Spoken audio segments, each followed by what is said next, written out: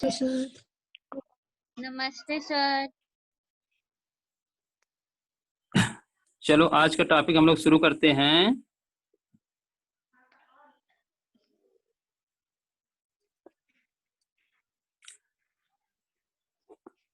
आप लोग ऊब तो नहीं रहे हो पढ़ते? नहीं सर। ओके। सर हमारे फोन में बैटरी नहीं है। क्या बैटरी नहीं है फोन में? हाँ सर। तो कहीं से व्यवस्था कर लो। पूरी कॉलोनी में किसी की नहीं है सर। रात में कल वो आया था ना। तो हमारा आज का जो टॉपिक है वह है छोटे छोटे वाक्य लिखना। छोटे छोटे वाक्य लिखना, या इसको सीधा हम कहें तो हमारा जो मूल टॉपिक है वह है वाक्य। तो जैसे हम लोग प्राथमिक विद्यालय में जाते हैं वहां बच्चों को पढ़ाने के लिए, तो आवाज मिल रही है आप लोगों को बराबर? Yes sir. ओके। तो वहां जब हम लोग जाते हैं तो सबसे पहले कक्षा 1 से जब शुरू करते हैं पढ़ाना, तो वहां पहले तो वर्णमाला पढ़ाते हैं, फिर धीरे धीरे बच्चों को हम शब्द बताते हैं।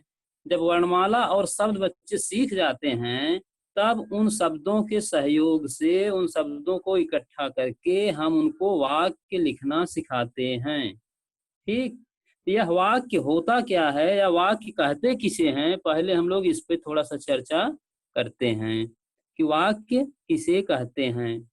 तो देखा जाए तो वर्णों के मेल से शब्द बनते हैं और इन शब्दों के मिलने से वाक्य का निर्माण होता है। पहले तो जब हम लोग जब वर्ण पढ़े थे फिर शब्द पढ़े थे, अब इसके बाद वाक्य का नंबर है। तो शब्दों के मेल को वाक्य कहते हैं। वाक्य ऐसे शब्द समूह को कहते हैं जिसमें भाव एवं विचार की पूर्णता स्पष्ट होती है, जिसमें भाव एवं विचार की पूर्णता स्पष्ट होती है। अब इसकी मान लो कुछ और भी परिभाषाएं हम बताते हैं। जैसे मान लीजिए पतंजलि विद्वान का नाम आप लोग सुने होंगे। पतंजलि के अनुसार एक पूर्ण विचार व्यक्त करने वाला शब्द समूह वाक्य कहलाता है। पतंजलि ने वाक्य को परिभाषित करते हुए लिखा कि एक पूर्ण विचार व्यक्त करने वाला शब्द समूह वाक्य कहलाता है। ठीक, अब इसके बाद एक दूसरे विद्वान हैं आचार्य विश्वनाथ। आचार्य विश्वनाथ ने वाक्य की परिभाषा देते हुए लिखा है कि वाक्य विशिष्ट क्रम में संजोए हुए ऐसे सार्थक शब्दों का समूह है जिसमें परस्पर योग्यता, आकांक्षा, आसक्ति हो। जिसमें परस्पर योग्यता, आकांक्षा, आसक्ति हो। तो इस प्रकार से विभिन्न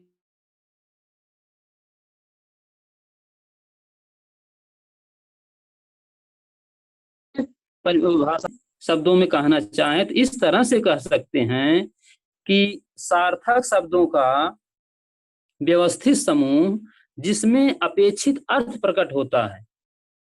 सार्थक शब्दों का व्यवस्थित समूह जिससे अपेक्षित अर्थ प्रकट होता है वाक्य कहलाता है। कहने का मतलब यह है कि वाक्य जो होता है वह सार्थक शब्दों का समूह होता है और व्यवस्थित समूह होता है।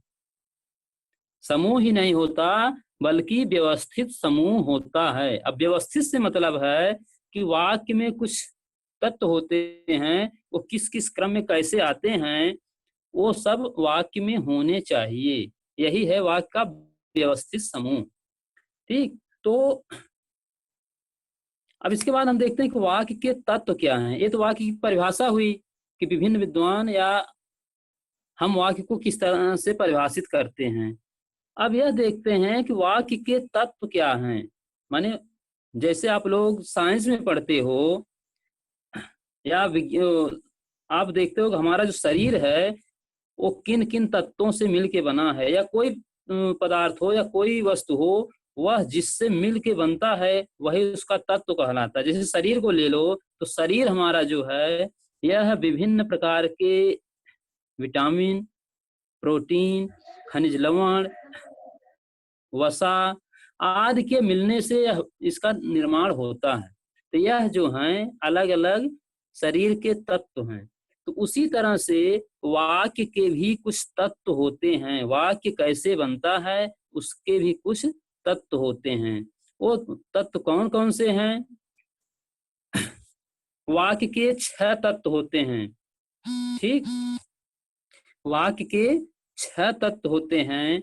इसमें पहला है हमारा सार्थकता, दूसरा योग्यता, तीसरा आकांक्षा, चौथा निकटता, पांचवा पदक्रम, छठा अन्वय। तो यही वाक्य के 6 तत्व हैं। इन्हीं के मिलने से या किसी भी वाक्य में इन 6 तत्वों का होना अनिवार्य होता है, तभी कोई वाक्य पूर्ण वाक्य कहलाएगा। अब देखते हैं, जैसे इसमें सार्थकता पहला इसका तत्व है, तो सार्थकता का क्या अर्थ होता है? तो वाक्य का कुछ न कुछ अर्थ अवश्य होता है। कोई भी वाक्य होगा उसका कुछ न कुछ अर्थ होता है। बिना अर्थ के कोई वाक्य, जैसे मान लीजिए एक छोटा सा एग्जांपल हम देखते हैं कि राम जाता है, तो यहाँ एक वाक्य का एक अर्थ निकल रहा है कि राम जो है वह जाने का काम कर रहा है। राम जाता है, मोहन खाता है, सीमा हंसती है। तो इस तरह के जो वाक्य हैं उनका अपना एक अर्थ होता है। तो यही है कि वाक्य में वाक्य का अपना एक अर्थ होना चाहिए। अगर वाक्य का अपना अर्थ नहीं आ रहा है तो उसको हम वाक्य नहीं कहेंगे। ठीक, केवल शब्दों का हम समूह कर लें, कहिए कि यह वाक्य हो जाएगा, तो ऐसा नहीं है, बल्कि उस समूह का अपना एक अर्थ होना चाहिए। दूसरा इसका तत्व है योग्यता। वाक्य का दूसरा जो तत्व है वह है योग्यता। अब योग्यता क्या है वाक्य में? वाक्य में प्रयुक्त शब्दों में प्रसंग के अनुसार, माने जैसा है वहां पे, जैसी बात चल रही है, अपेक्षित अर्थ प्रकट करने की योग्यता होनी चाहिए। माने वाक्य में जैसे वहां शब्द प्रयुक्त हुए हैं उन्हीं शब्दों के अनुसार एक अपेक्षित अर्थ प्रकट करे वह वाक्य। जैसे किसान लाठी से खेत जोतता है, मान लीजिए इस तरह से कोई वाक्य लिख दिया गया कि किसान लाठी से खेत जोतता है, तो अब इसको हम वाक्य नहीं कहेंगे, क्योंकि इसमें एक जो हमारा तत्व है योग्यता, उसकी कमी है। योग्यता नामक तत्व की कमी है, क्योंकि जो है खेत जो होता है वह लाठी से नहीं जोता जाता बल्कि हल से जोता जाता है। तो इसलिए जिस योग्य जो शब्द हो वह अगर वाक्य में वही रखे जाएंगे तभी वह वाक्य कहलाएगा। अगर वो शब्द वहां नहीं रखे जाएंगे तब उसको हम वाक्य नहीं कहेंगे। जैसे मान लीजिए हम कहते हैं कि मोहन जल खाता है, एक वाक्य अगर कहें कि मोहन जल खाता है, तो अब यहाँ पे जल जो होता है वह पीने के काम में आता है, पिया जाता है, वह खाया नहीं जाता। खाना खाया जाता है, जल पिया जाता है। तो मोहन जल खाता है वाक्य नहीं होगा, क्योंकि इसमें योग्यता नामक तत्व की कमी है। कहने का मतलब यह है कि वाक्य में जो शब्द प्रयोग किए जाएं वह प्रसंग के अनुसार हों, या वह जो अपेक्षित शब्द वहां रखने चाहिए उसी को हम रखेंगे, तभी कोई वाक्य कहलाएगा। तीसरा है इसी में हमारा निकटता। बोलते या लिखते समय वाक्य के शब्दों में परस्पर निकटता होना आवश्यक है। जैसे हम मान लीजिए कोई चीज बोल रहे हैं या लिख रहे हैं, लिखने में तो निकटता हमें दिखती है, लेकिन बोलने में भी शब्दों के बीच में निकटता का होना अनिवार्य है। कभी कभी आप लोग देखते हैं कि उच्चारण दोष में हकलाना एक दोष होता है, शारीरिक दोष में हकलाना एक दोष होता है, जिसमें होता क्या है कि कोई व्यक्ति होता है जो बहुत रुक रुक कर या अटक अटक कर बोलता है, तो उसमें यही तत्व की कमी हो जाती है कि निकटता, जो शब्द जब आने चाहिए तुरंत वो उस समय नहीं आते, बल्कि वो काफी रुकता है, फिर इसके बाद बोलता है। या अगर हम मान लीजिए किसी वाक्य को लिख रहे हैं तो वहां पर भी शब्दों के बीच में जितनी दूरी होनी चाहिए, अगर उससे बहुत ज्यादा दूरी है तब भी उसको हम वाक्य नहीं कहेंगे। जैसे एक वाक्य लिखा हुआ है यहाँ पे कि राम बाजार जाता है, राम बाजार जाता है, यहाँ राम लिखा हुआ है, इसके बाद गए है, फिर थोड़ी दूर पर बाजार, फिर गए, फिर जाता है। तो ऐसा अगर हम लिखेंगे तो इसको हम वाक्य नहीं कहेंगे। वाक्य जब लिखे जाते हैं तो शब्दों के बीच में जो मानक, क्या हुआ, किसी कोई प्रॉब्लम है क्या? चलो तो वाक्य में निकटता का होना अनिवार्य है। जितने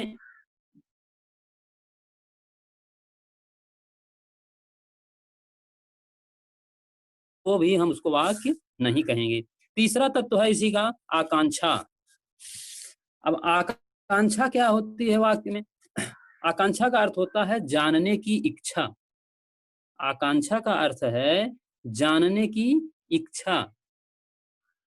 वाक्य तभी वाक्य माना जाएगा जब उसमें कुछ जानने की इच्छा बाकी न हो। वाक्य तभी वाक्य होगा जब उसमें कुछ जानने की इच्छा बाकी न हो। कहने का मतलब यह है कि जो श्रोता है वह वाक्य सुने और उसमें से उसको कुछ ऐसा न लगे कभी कुछ और वक्ता कहेगा। जैसे एक उदाहरण देखो कि पत्र लिखता है, पत्र लिखता है, या एक दूसरा उदाहरण घर जाता है, आम खाता है। अब ऐसे जो वाक्य हैं, अब इसमें एक चीज यह है कि जानने की इच्छा बाकी रहती है। जैसे मान लो आम खाता है, अब यहाँ श्रोता के मन में यह भाव उठता है कि आम कौन खाता है। आम खाता है ठीक है, लेकिन आम कौन खाता है? तो ऐसे जो वाक्य होंगे उनको भी हम वाक्य नहीं कहेंगे जिसमें कुछ जानने की इच्छा हो, बाकी हो। या जैसे पत्र लिखता है, तब कौन पत्र लिखता है? श्रोता जानना चाहेगा कि कौन पत्र लिखता है, तो उत्तर में फिर आएगा सीता पत्र लिखती है, राम पत्र लिखता है, सोहन पत्र लिखता है। इस तरह से कुछ न कुछ बाद में आंसर आएगा। तो ऐसे भी वाक्य को हम वाक्य नहीं कहेंगे जिसमें आकांक्षा नामक तत्व की कमी हो। पद क्रम, अगला जो इसका वो है पांचवा, वह है पद क्रम। अन्वय का अर्थ, सॉरी, वाक्य में पदों का एक निश्चित क्रम होना चाहिए। कोई वाक्य तभी वाक्य होगा जब उसमें एक निश्चित क्रम हो। जैसे हिंदी में यह कहा जाता है कि हिंदी भाषा में पहले कर्ता लिखा जाता है, फिर कर्म लिखा जाता है, फिर इसके बाद क्रिया लिखी जाती है। पहले कर्ता, फिर कर्म, फिर क्रिया।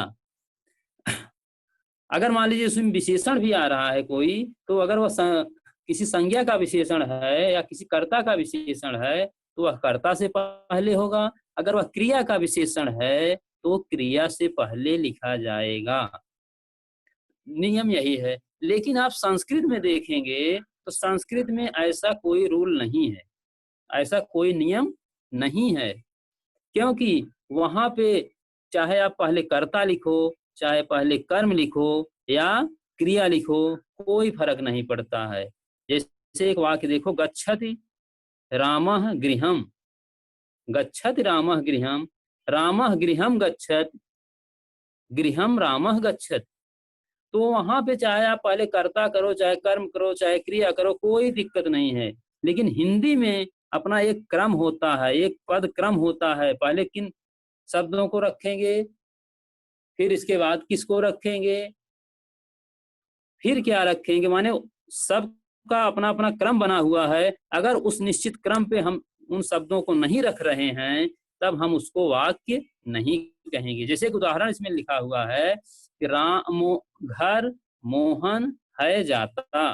अब अगर ऐसे लिख दिया जाए तो यह भी तो शब्दों का समूह है, लेकिन इसको हम वाक्य नहीं कहेंगे, क्योंकि इसमें पदक्रम नामक तत्व की कमी है। इसका शुद्ध रूप होगा मोहन घर जाता है। अगर इस तरह से लिखा जा रहा है तब वह एक वाक्य होगा।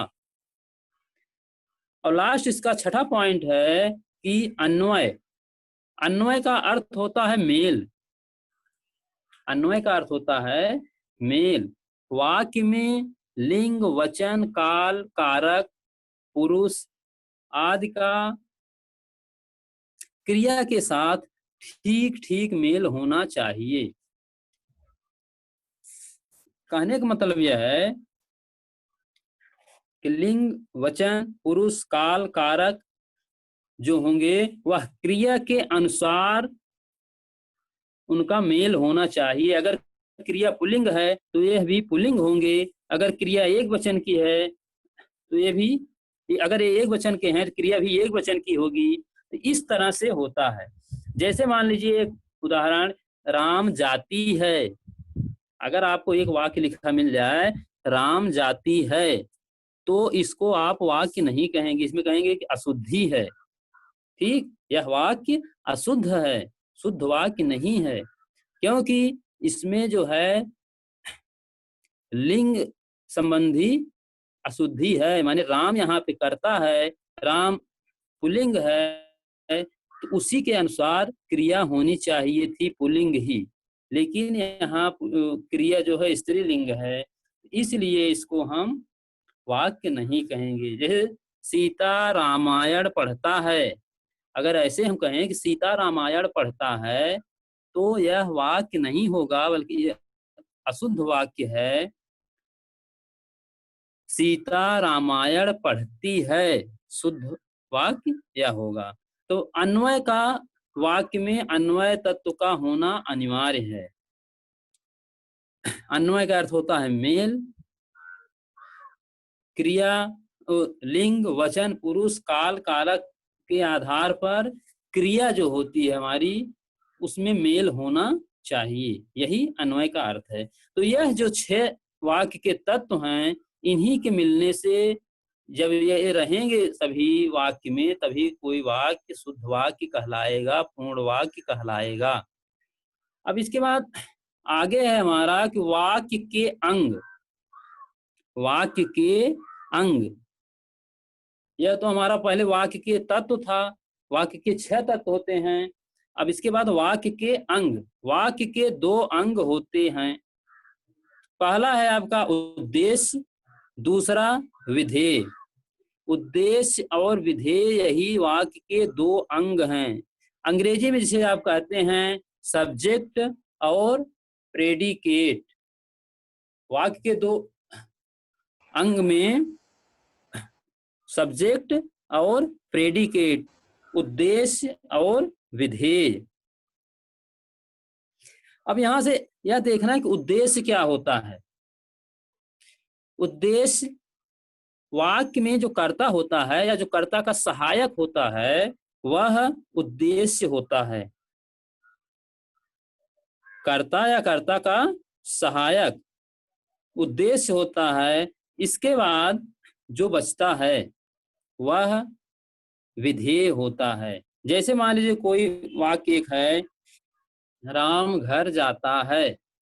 अगर इस तरह से हम लिखें राम घर जाता है, तो यहाँ पे राम शब्द जो है वह उद्देश्य होगा और घर जाता है विधेय होगा। उद्देश्य का अर्थ होता है कि जिसके बारे में कुछ बताया जाता है, जिसके बारे में कुछ बताया जाता है वह उद्देश्य होता है, और उद्देश्य के बारे में जो कुछ बताया जाता है, उद्देश्य के बारे में जो कुछ भी बताया जाता है उसको हम विधेय कहते हैं। जैसे राम घर जाता है, तो यहाँ राम के विषय में कुछ बताया जा रहा है तो राम उद्देश्य हो जाएगा। और राम के विषय में क्या बताया जा रहा है कि वह घर जाता है, राम घर जाता है, तो यहाँ घर जाता है विधेय होगा। तो कर्ता और कर्ता का विस्तार जो होता है उद्देश्य होता है, और बाकी जो बचता है वह विधेय होता है। इसके बाद अगला हमारा है वाक्य के भेद।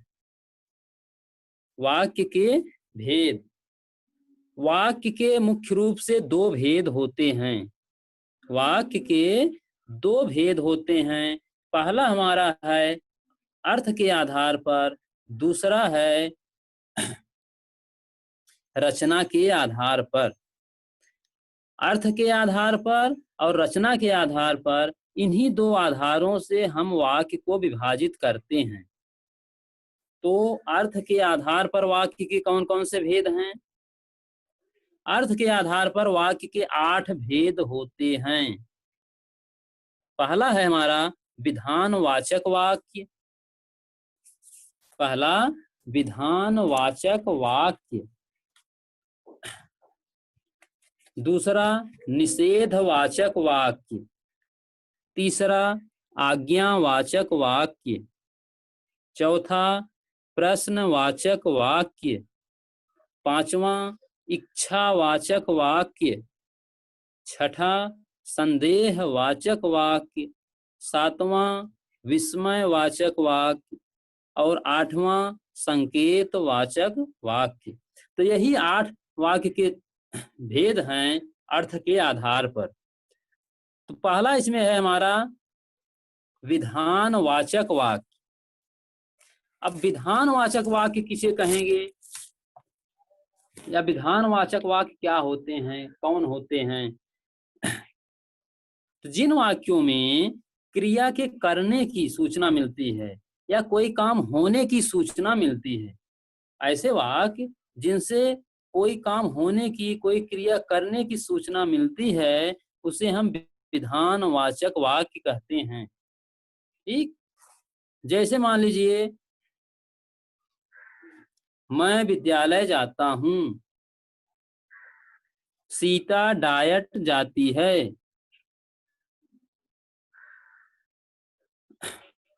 वर्षा हो रही है, तुम पढ़ रहे हो। तो ऐसे जो वाक्य हैं, माने सीधा सीधा कोई भी जिसमें क्रिया हो रही है उसे हम विधानवाचक वाक्य कहते हैं। ठीक, दूसरा है हमारा निषेधवाचक वाक्य। दूसरा है निषेधवाचक वाक्य। अब इसमें देखते हैं जिन वाक्यों में कार्य के न होने का भाव प्रकट होता है, जिन वाक्यों में कार्य के न करने का, न होने का भाव प्रकट हो, उसे हम निषेधवाचक वाक्य कहते हैं। या जिसमें नकारात्मक शब्द होते हैं उसे हम निषेधवाचक वाक्य कहते हैं। जैसे मान लीजिए कह दिया जाए मैंने फल नहीं खाया, या तुम किताब मत पढ़ो, सीता खाना नहीं खाई। तो ऐसे जो वाक्य हैं उसको हम निषेधवाचक वाक्य कहते हैं। ठीक, जिसमें नकारात्मक भाव होता है। जिन वाक्यों से वाक्य कार्य न होने का भाव होता है, जिन वाक्यों से कार्य के न होने की सूचना मिलती है, उसे हम निषेधवाचक वाक्य कहते हैं। अगला है हमारा इसी में आज्ञावाचक वाक्य। अब आज्ञावाचक वाक्य क्या है? जिन वाक्यों में आज्ञा, प्रार्थना, उपदेश का भाव होता है या इनका ज्ञान होता है, उन्हें आज्ञावाचक वाक्य कहते हैं। जैसे तुम पढ़ो। अब तुम पढ़ो में यहाँ पे समझ लीजिए कि आपको कोई आज्ञा दे रहा है, पढ़ने के लिए आपको कह रहा है, या मोहन तुम बैठकर लिखो, बड़ों का सम्मान करो, जाओ बाजार से फल लाओ। तो इस तरह के जो वाक्य होते हैं उसे हम आज्ञावाचक वाक्य कहते हैं। अगला है हमारा प्रश्नवाचक वाक्य। प्रश्नवाचक वाक्य में सीधे सीधे कोई न कोई प्रश्न किया जाता है, कोई प्रश्न पूछा जाता है। इसमें प्रश्नवाचक शब्दों का प्रयोग किया जाता है। प्रश्नवाचक शब्द कौन कौन से हैं?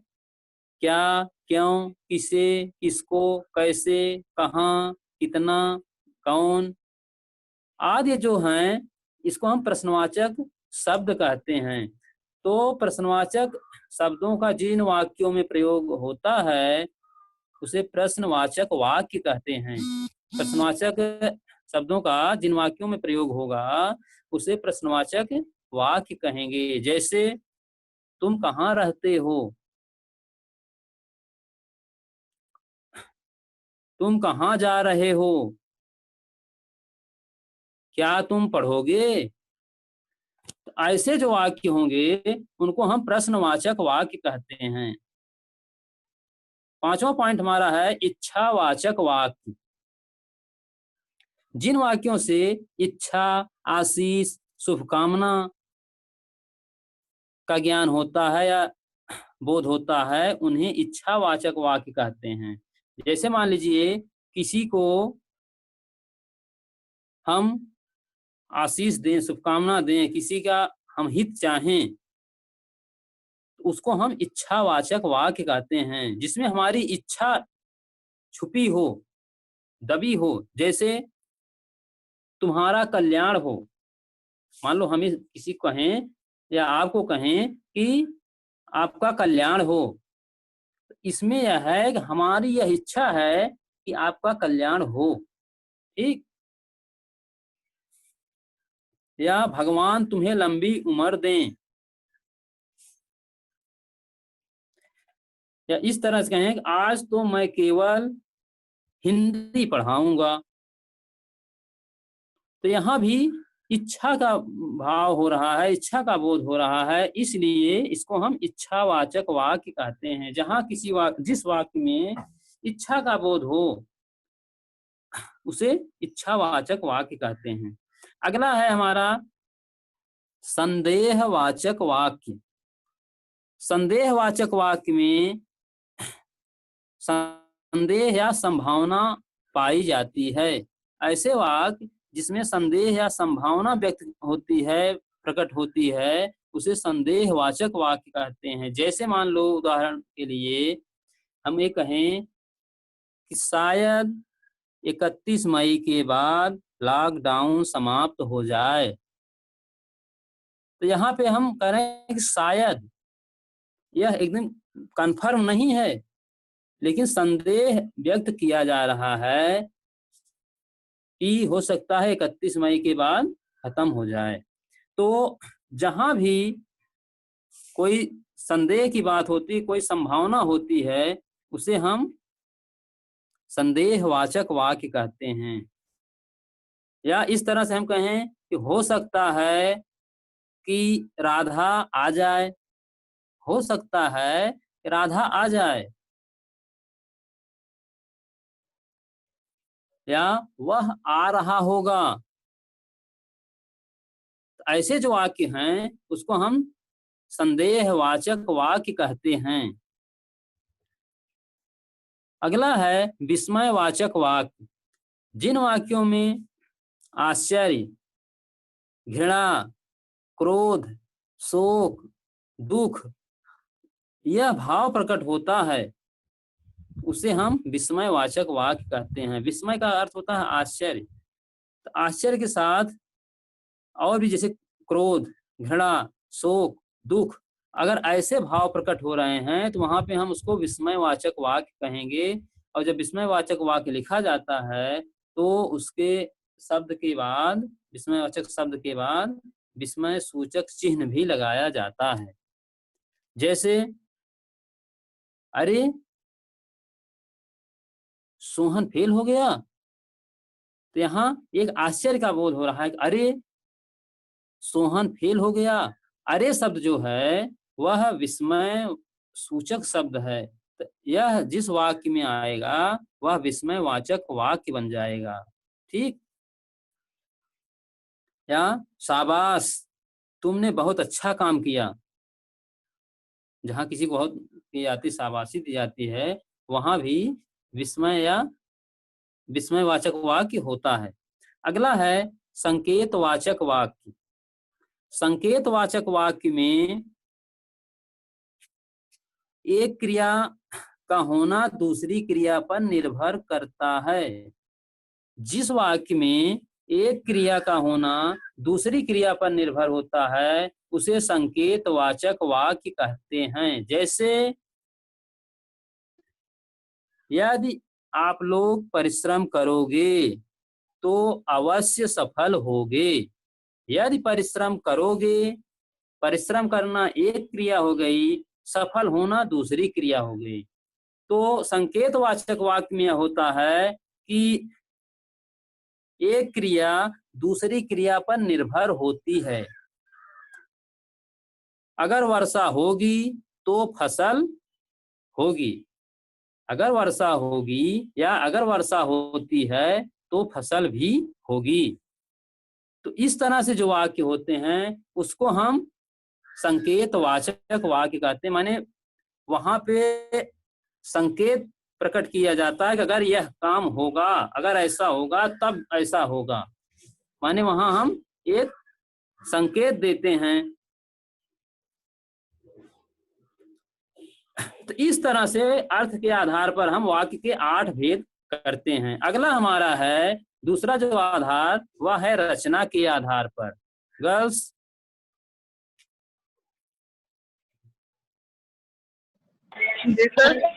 ओके ओके ओके, आवाज मिल रही है, क्लियर है। चलो अब अगला हमारा है रचना के आधार पर।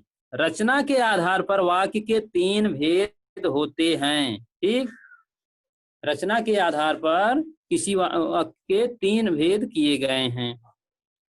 जैसे पहला है सरल वाक्य, दूसरा संयुक्त वाक्य, तीसरा मिश्र वाक्य। बस यही 2 आधार हैं, रचना के आधार पर, अर्थ के आधार पर। रचना के आधार पर वाक्य जो भेद किए गए वह 3 हैं, सरल वाक्य, संयुक्त वाक्य, मिश्र वाक्य। कभी कभी पूछा जाता है कि रचना के आधार पर वाक्य के कितने भेद होते हैं या अर्थ के आधार पर वाक्य के कितने भेद होते हैं। ठीक। तो इस तरह से जो प्रश्न आते हैं तो उसमें क्लियर होता है कि अर्थ के आधार पर वाक्य के सीधे 8 भेद हैं, रचना के आधार पर वाक्य के 3 भेद हैं। रचना, इसमें 3 शब्द है, उसे एक आप दिमाग में बैठा लो कि 3 भेद रचना के आधार पर ही होंगे। रचना, ठीक, याद करने के लिए केवल है। अब हम देखते हैं कि सरल वाक्य किसे कहते हैं। जिन वाक्यों में एक उद्देश्य और एक विधेय होता है सरल वाक्य कहलाते हैं। जिन वाक्यों में एक उद्देश्य अर्थात एक कर्ता हो और कर्ता का विस्तार हो उसे हम सरल वाक्य कहते हैं। जैसे मुकेश पत्र लिखता है, राधा घर जाती है, श्याम खाता है, सोहन विद्यालय आता है। ऐसे जो वाक्य होते हैं उसे हम सरल वाक्य कहते हैं। जिसमें जैसे मुकेश पत्र लिखता है, मुकेश यहाँ पे कर्ता हो गया या उद्देश्य हो गया और पत्र लिखता है विधेय हो गया।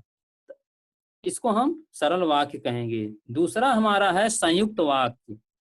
जिन वाक्यों में दो या दो से अधिक सरल वाक्य योजक शब्दों जैसे, योजक शब्द क्या हैं, और, एवं, तथा, या, अथवा, इसलिए, अतः, किंतु, परंतु, लेकिन, ऐसे जो योजक शब्द हैं अगर उनसे जुड़े हैं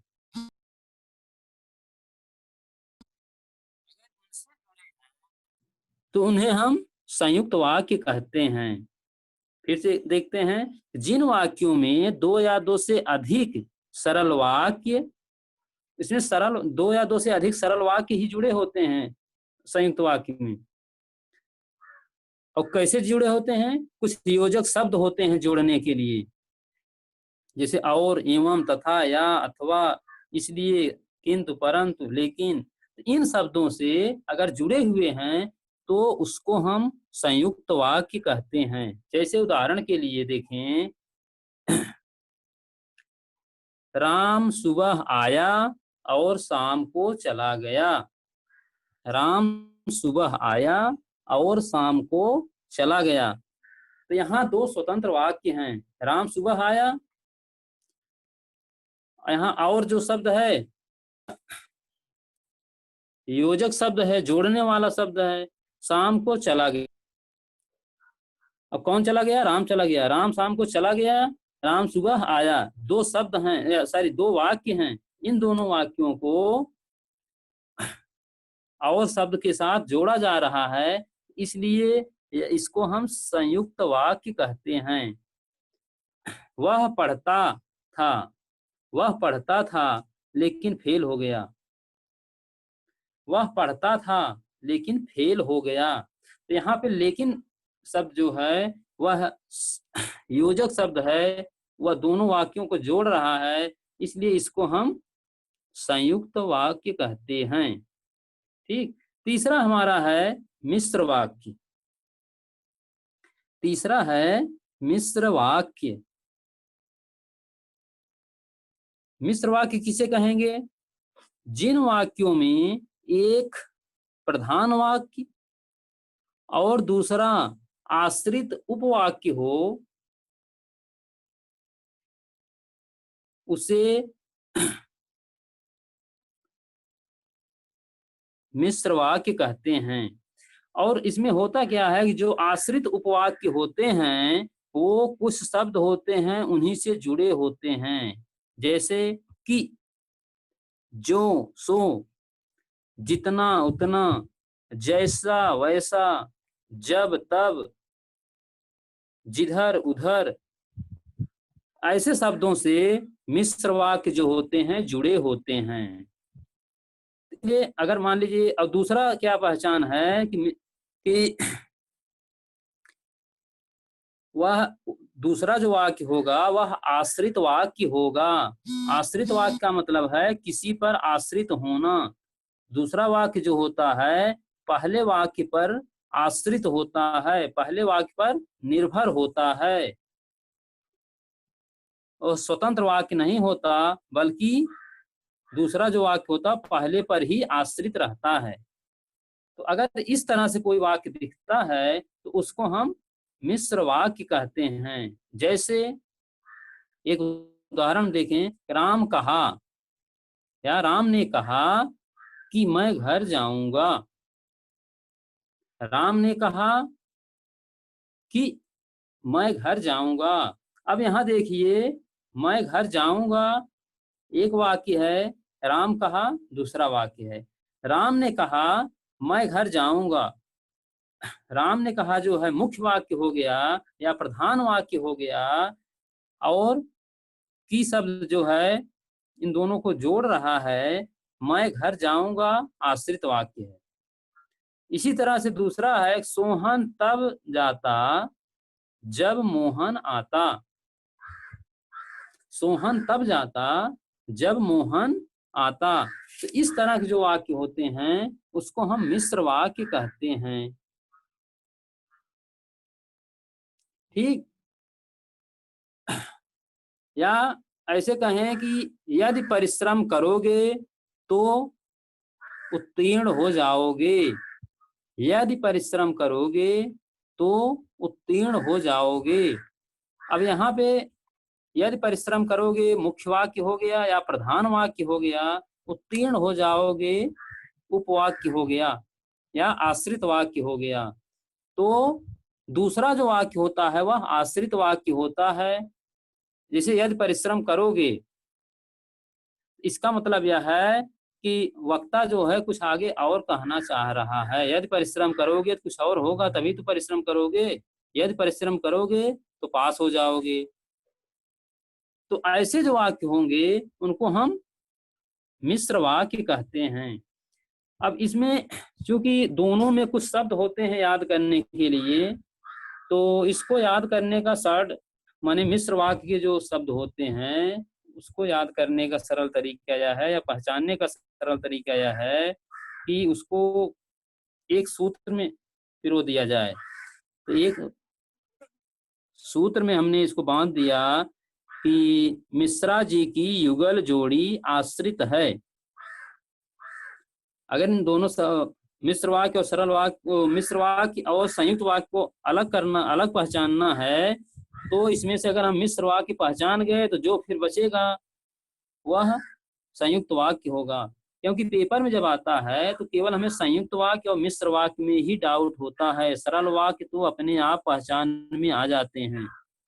तो इनको पहचानने का सरल तरीका है कि मिश्रा जी, हमने जो भी बताया कि मिश्रा जी की युगल जोड़ी आश्रित है।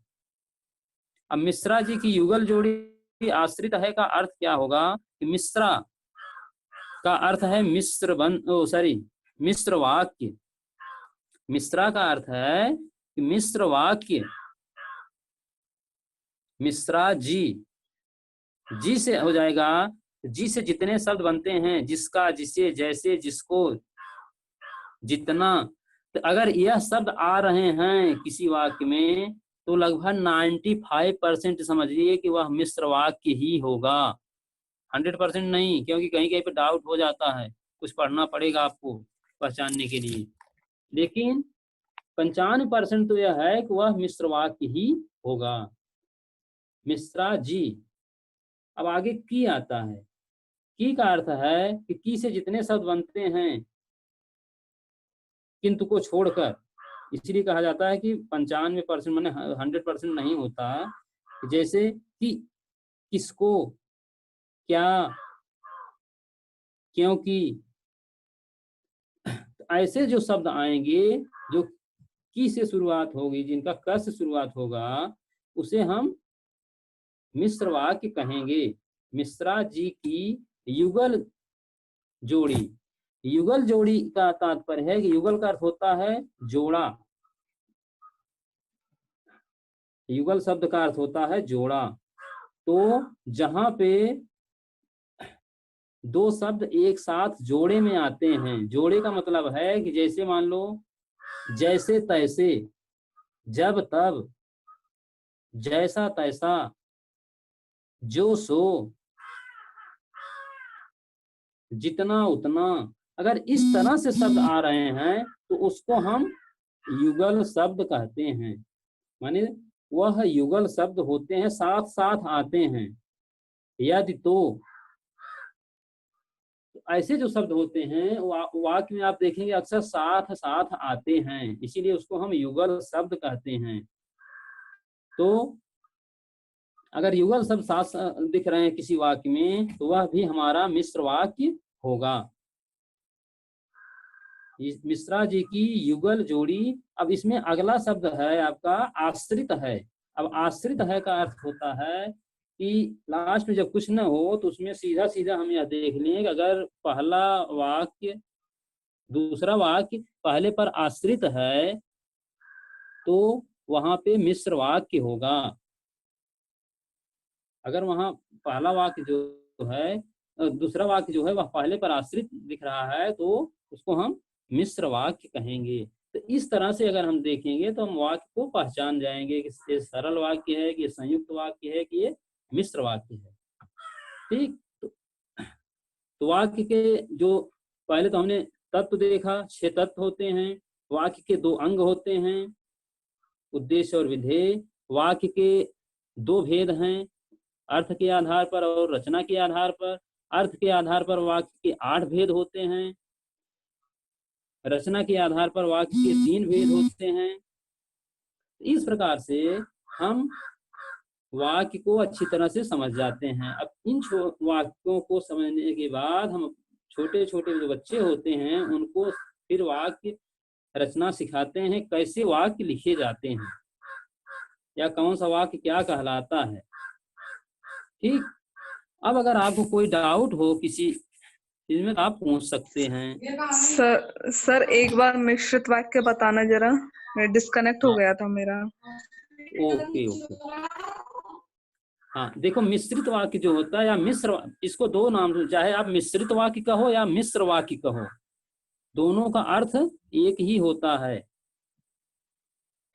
तो जिन वाक्यों में एक प्रधान वाक्य और दूसरा आश्रित वाक्य या उपवाक्य हो उसे हम मिश्र वाक्य कहते हैं। पहला वाक्य जो होता है प्रधान वाक्य होता है, दूसरा जो होता है वह आश्रित होता है। आश्रित का मतलब है पहले पर ही दूसरा निर्भर रहता है। जैसे मोहन ने कहा कि मैं पढ़ने जाऊंगा। अब मोहन ने कहा कि, माने मेन वाक्य जो आपका होगा मोहन ही हो गया, क्योंकि कहने का काम जो है मोहन कर रहा है, इसी से पूरा वाक्य बन रहा है। मोहन ने कहा कि मैं पढ़ने जाऊंगा, या मैं पढ़ने जाऊंगा केवल इतना कह दिया जाए तो यह आपका साधारण वाक्य हो जाता है। तो दूसरा जो वाक्य है अगर की शब्द से जुड़ा है तो वहां पे हम इसको मिश्र वाक्य कहेंगे। ठीक, अब मिश्र वाक्य के कुछ शब्द होते हैं पहचानने के, जैसे कि, जो, सो, बीच में डॉट डॉट करके है, दोनों माने आएंगे। पहला शब्द जब आएगा तो उसके बाद कुछ लिखा होगा, उसके बाद फिर दूसरा शब्द आएगा, बीच में कुछ लिखा होता है। जितना उतना, जैसा वैसा, जैसे तैसे, जब तब, जिधर उधर, ज्यों त्यों, इस तरह के अगर शब्द आ रहे हैं तो उसको हम मिश्र वाक्य कहते हैं अगर किसी वाक्य में। ठीक, ओके सर। सर एक एग्जांपल है, जैसे राम ने श्याम को चीटिंग करवाई और राम फेल हो गया, श्याम पास हो गया, ये कौन सा आएगा फिर?